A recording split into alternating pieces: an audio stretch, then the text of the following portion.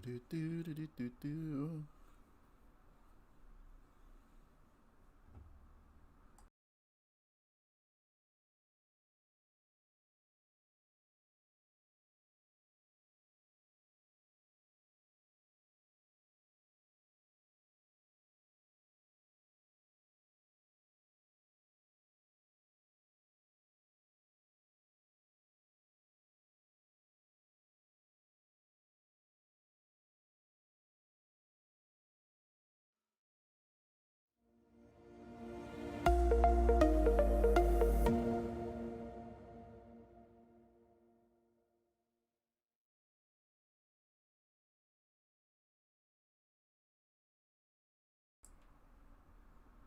Hello.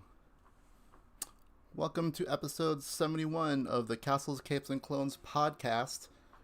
Today, we'll be talking about uh, Disney versus California. We'll be talking about more Mandalorian spots. Everybody apparently joining Spider-Man 3. And also, hey, where's Loren? Because his curtain's still up and he's not here. So yeah. Oh, Loren is chiming in from his hospital bed, which I guess I'll get into. So Loren had surgery on his foot, and so he's kind of off his feet, so to speak.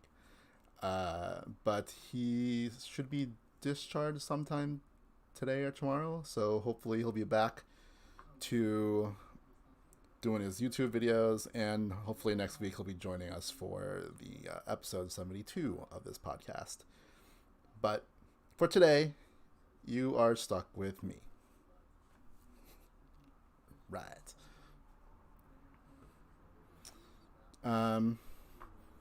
This is the part where we used to talk about what I did.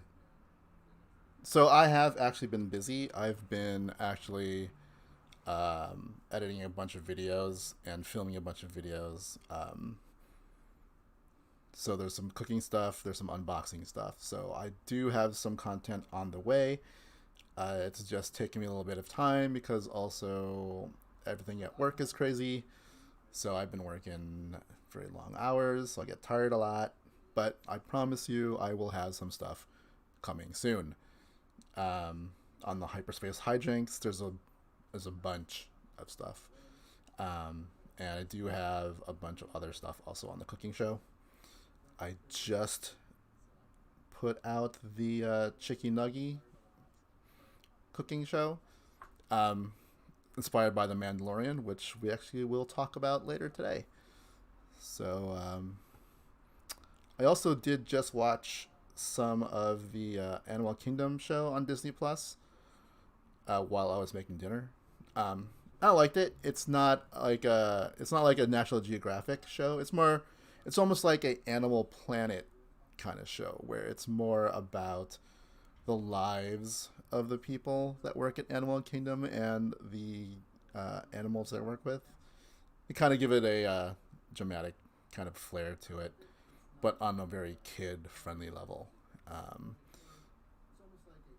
So, each episode features, a handful of animals. First one's like the giraffes, elephants, and a chicken, if I remember correctly.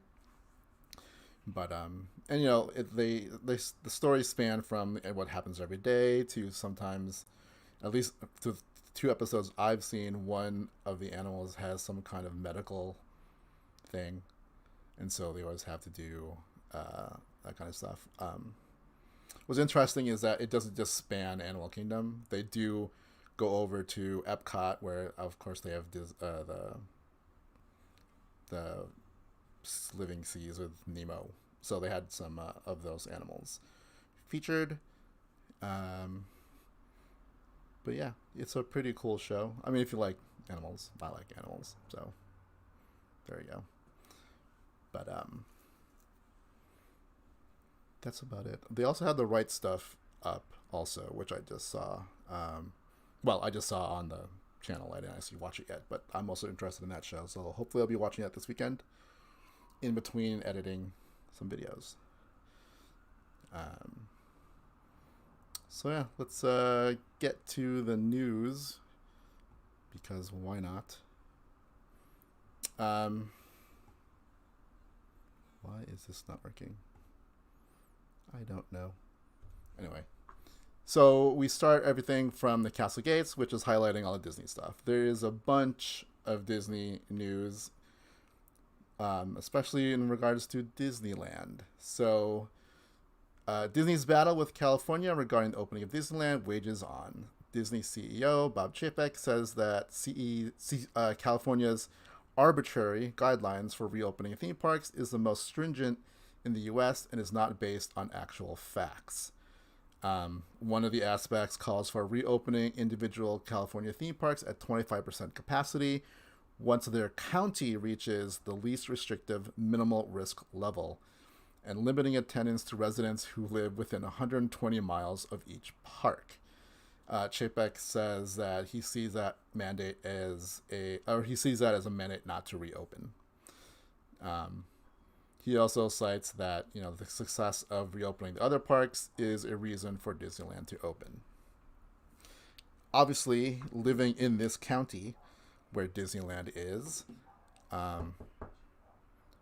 we are definitely not in a spot where I feel it's safe.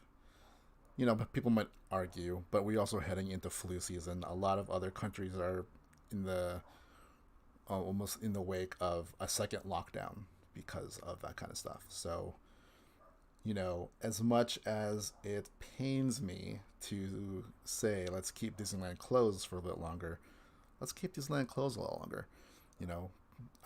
We are not anywhere close to any semblance of being safe anywhere. And unfortunately, Orange County, especially this city, Anaheim, is still, it's getting better, but it's not getting good enough, so,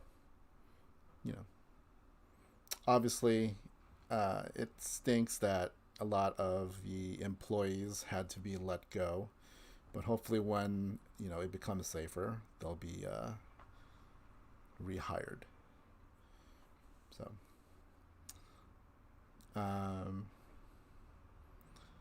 additionally to that, Senator Elizabeth Warren has written to Bob Chapek criticizing the layoffs of over 28,000 employees, while their top executives have been given over-the-top compensation and salaries. I can't argue with that logic. I remember in the beginning of this whole pandemic, a lot of the executives took a pay cut. I think even Iger said he was going to forego the rest of his salary for the year. So it's almost kind of, in my opinion, a kind of a slap in the face of everyone got let go while the top executives get their full compensation. I think it's a problem not with just Disney, but with a lot of the big corporations here. A lot of these corporations depend on their everyday workers, and it's the everyday workers that always have to kind of suffer. So she's not off base, my opinion, but what are you gonna do? Yeah, so that's not fun.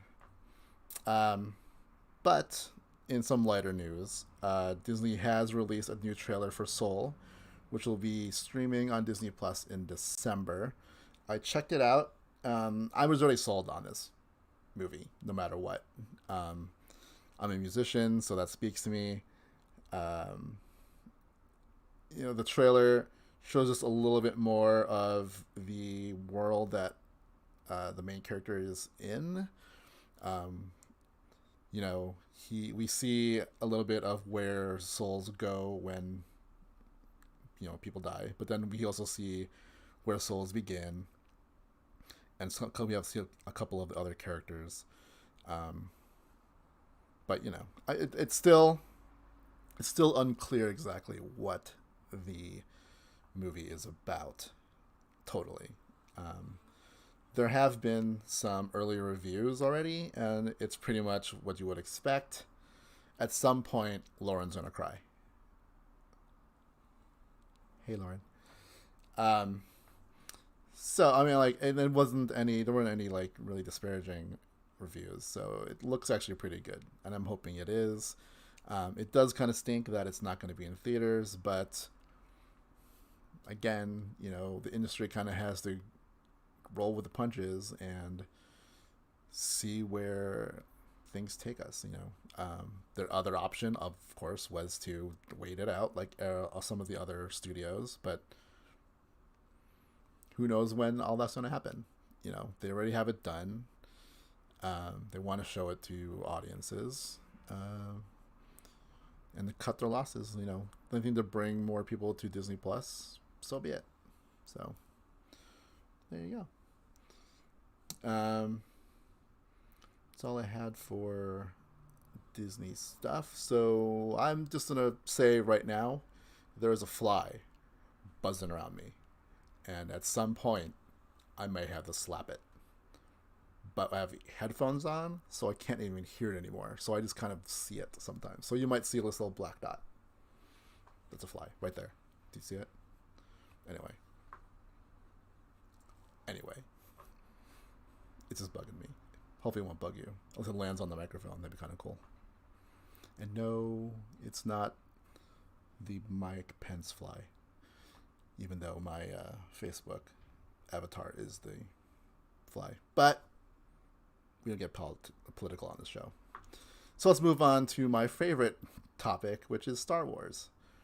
The Mandalorian, the Disney Plus Denmark Instagram account, may have confirmed that Rosario Dawson is officially in The Mandalorian Season 2.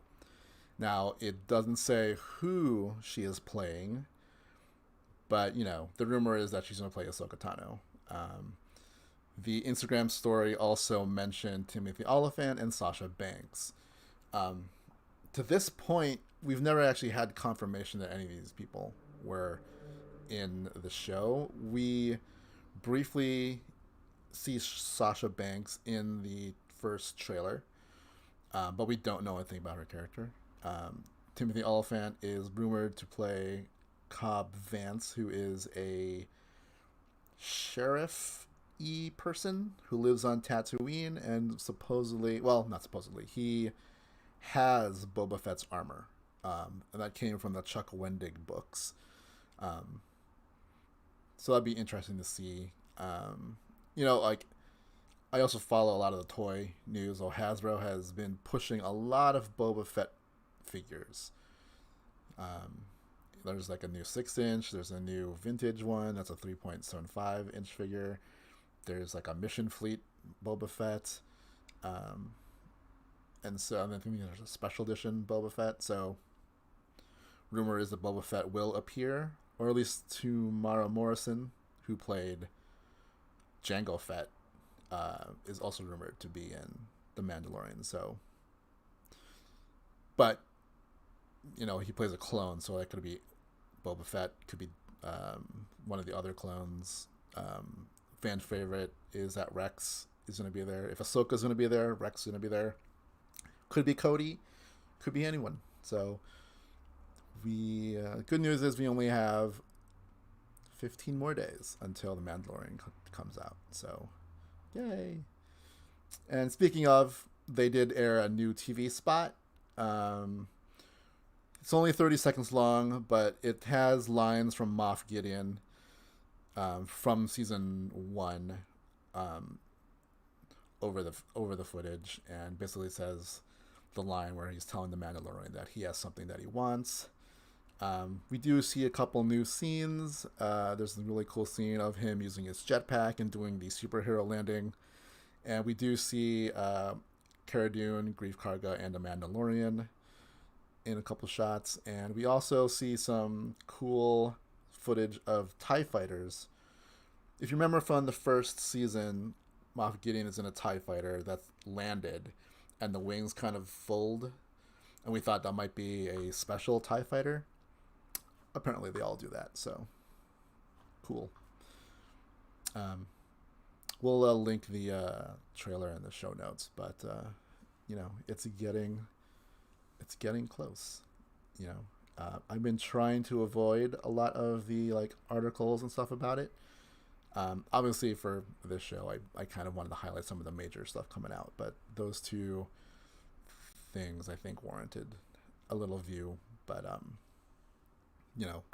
try to also avoid a lot of the rumor sites unless it's credible.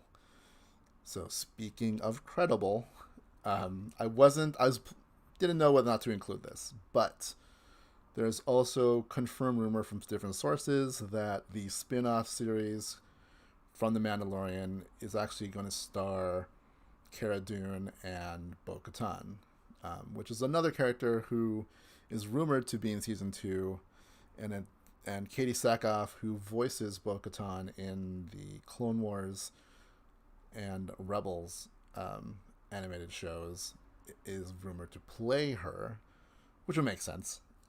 It's her voice, and she does kind of look like her, right? But we still have no confirmation that she is in the show. But, if it's true, the rumor that it's a Cara Dune and Bo-Katan team up, I'm all for it. I like both those characters. Some people online are complaining about how Cara Dune is kind of uninteresting at this point, but isn't that what a show is for? To kind of explore a character? We can't always get a TV show based on a character that we know. I feel like that comes with too much baggage. And then if its show goes in a direction of a beloved character that no one likes, is this going to get, drama? Whereas there is no history of Cara Dune. There is a somewhat history of Bo-Katan, but not enough to be like, have a bunch of fans have like this headcanon about where Bo-Katan was, what she's been doing. And plus, Dave Filoni is still a writer and a director and a producer on this show. So it's his creation. So no one can complain about these two characters and where they're going, because it's coming from the people that created them, right? I was going to say something else, but now I forget. Anyway. In Obi-Wan news, Ewan McGregor was recently a guest on the Graham Norton show. Not a lot of new things there. I mean, he did confirm that they're starting shooting in March. I think he said that before. And he talked a little bit about his inspiration for the young Obi-Wan and how he would watch some of the earlier work of Alec Guinness and kind of try to emulate that. And so for this go-around, obviously he's playing a Obi-Wan that's closer to the Obi-Wan we meet in A New Hope. So he's been kind of channeling some of the older stuff that Alec Guinness did. It's also funny that they also highlighted that his braid from the prequels sold for $3,000 on an auction. But cool. George Lucas was also in the news. Lucasfilm creative director Pablo Hidalgo has a new book called Star Wars: Fascinating Facts. In it, he talks about interesting tidbits, facts, and things things about the Star Wars movie making and creative process that not necessarily made it into an actual product, but could have been. And in one of the stories, he does talk about George Lucas's treatment of the sequel trilogy that he did send to Kathleen Kennedy and J.J. Abrams. And in it, it's been revealed that Luke also dies in, spoiler alert, episode 8, which, again, spoiler alert, if you haven't watched The Last Jedi, why are you listening to this? And why haven't you seen it yet? Just watch it. It's the best of the sequel trilogy. But he does die in the second movie, which came with a lot of controversy. A lot of, the fans didn't like it. But it is interesting that George Lucas also felt that Luke had to die. Now, we don't know how he would have died, but it seems to be he was always destined to die or become one with the Force in the middle of the sequel trilogy. So, all those people complaining about how George wouldn't have done it or they wanted George back, he would still have gotten Luke, who went the way of the Force. So, there you go. That is all for Star Wars news. So let's move on to Marvel news. So there's been a lot of WandaVision merchandise that's found its way to Amazon. A lot of it highlighting the show's logo, along with a lot of stylized retro looks for the characters. From what I've seen, it's mostly shirts and stuff like that. But it is reminiscent of, and this will date me, but if you've ever seen the Bewitched show, the animated title sequences, there's a caricature of Samantha. And Scarlet Witch kind of looks like that. They're both witches. So I think it's kind of cool. It's got kind of this retro 50s vibe. There's also some stuff that looks like stuff from the 70s, early 80s. So, they haven't announced when WandaVision's coming out, but I would say it's coming up soon because merchandise is finding its way out there. So be on the lookout for that on Amazon and maybe some other retailers soon.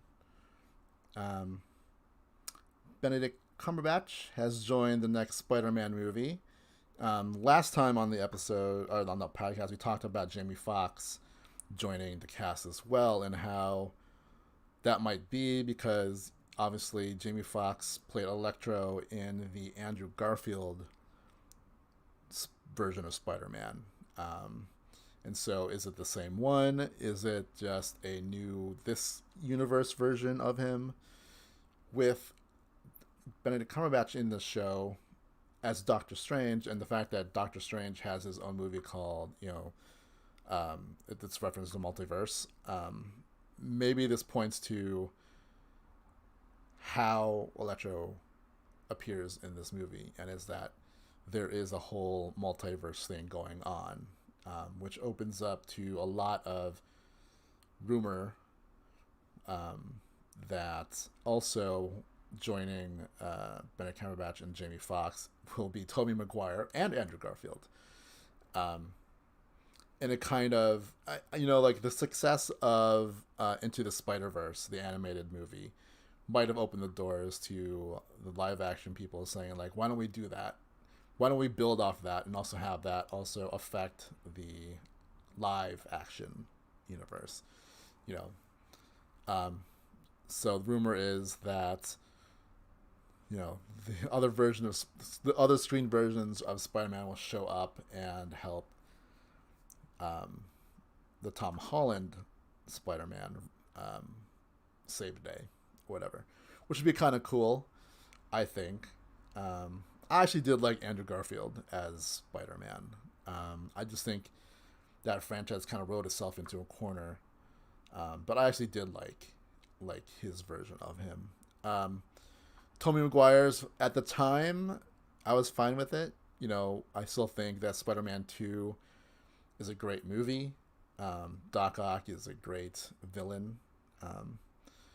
But it kind of aged itself. And I think the Tom Holland version of Spider-Man is way closer to Spider-Man that we should have had. Because, the Tobey Maguire one and even the Andrew Garfield one took him out of high school really quickly. Whereas we are, with Tom Holland, it is a high school movie franchise. And so I like the way that they kept it that way. So, obviously he's getting older, so this might be the last high school version of him, but it established him pretty well, I think. Also, so Sony did respond to that rumor in saying that it has not been confirmed that they are in the show, which is not a denial. They didn't say flat out say they are not in the movie. So who knows? Maybe they will be. New York Comic Con was held last week, I think, ish, and they kind of revealed some images from the MODOK animated show that's going to be appearing on Hulu.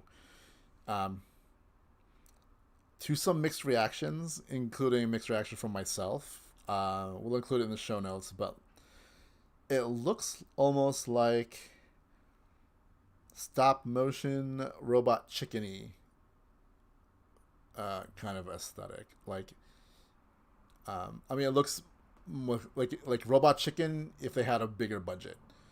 So I don't know if they're doing it all in CG or if it is actually stop motion models. But it definitely looks like a comedy, and it definitely looks kind of interesting. It wasn't what I was expecting at all. MODOK, if you've never seen him, MODOK's a big, giant head with two little arms and legs. So it's ridiculous. And I guess this makes kind of sense because it does still look ridiculous, but it kind of makes it interesting. I was picturing kind of MODOK from Avengers Assemble or Earth's Mightiest Heroes, but with Patton Oswalt voicing MODOK, and I think he's producing it also or writing, the comedic aspect of that character fits this aesthetic. Take a look at it. Let us know what you think. I'm actually, I think, a little more interested in it than I was before I saw the images, only because it looks so different, and I wasn't expecting it, and it intrigues me a lot. So there's that. In other Marvel news, and I think also from New York Comic Con, there have been some leaked toy images that might reveal who the big bad in the Eternals movie is, as the deviant known as Crow. And this is where I wish Loren was here, because I'm not really familiar with the Eternals as much as he is.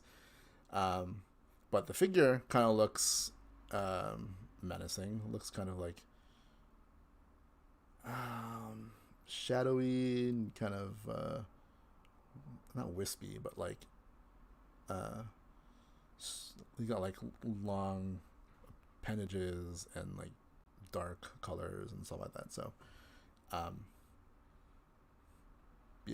so what I looked up, because I knew that Loren wouldn't be joining us, is that I'll just read this. For those unfamiliar with Eternals lore, the Eternals and the Deviants were the products of genetic experimentation conducted on proto-humanity by the powerful Celestials 1 million years ago.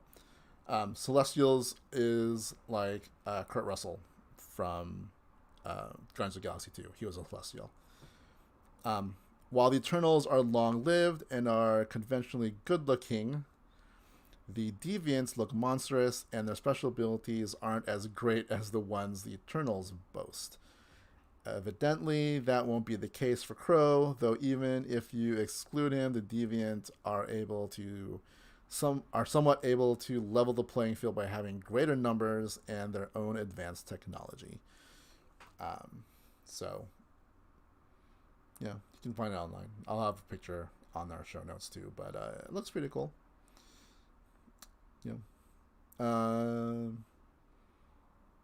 That's all I really have for today. Obviously, usually we have a little bit back and forth between me and Loren and myself, but he is not here. And he normally does find more, I think, articles to talk about.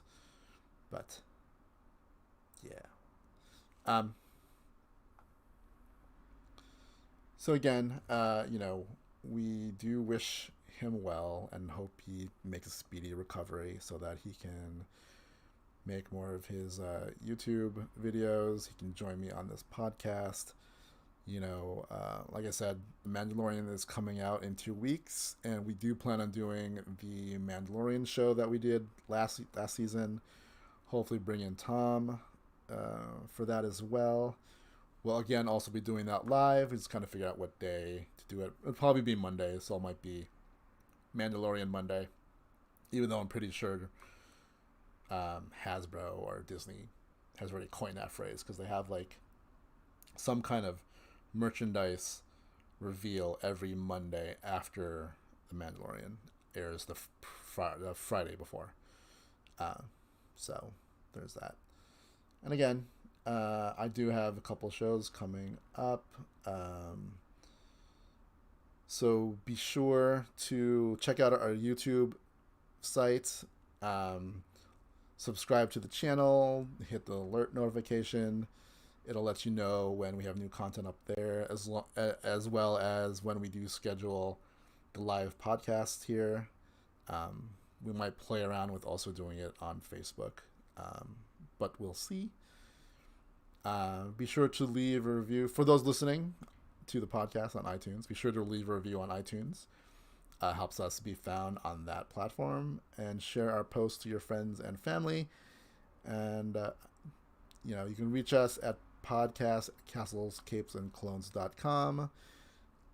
Leave us feedback. Let us know what you want to see. Those kind of things. You can reach us on Twitter at CCC Disney Uni, and on Instagram at Castles, Capes, and Clones. And you can reach me personally on Twitter and Instagram at R2RomaSanta, which, if you are watching, you can see below my little picture right here. I'd also welcome some ideas for my shows. Hyperspace Hijinks, which is an unboxing show, a Lego build show, and a kind of travel-y show, right? I did actually go to Downtown Disney to check out the Star Wars pop-up, and there's a new store open at Stage 17, which is located inside of Disney California Adventure. But I was trying out a new handheld thing, and it just came out really shaky. So I'm going to go back next week when the weather's a little bit better and check those things out again, and maybe try out some of the Halloween snacks before they go away. But yeah, if there's any kind of food stuff that have been featured in Marvel movies, Disney movies, and even Star Wars movies, let us know in the comments below, or email us those kind of things, and I'll see, one, if that kind of stuff I can make, and two, if it's not already on my list. So yeah, that's it for this week's episode. By myself, talking to myself. I don't know where the fly went, but I'm gonna go find it and get rid of it. So thank you guys for watching and for listening, and catch you on the flip side.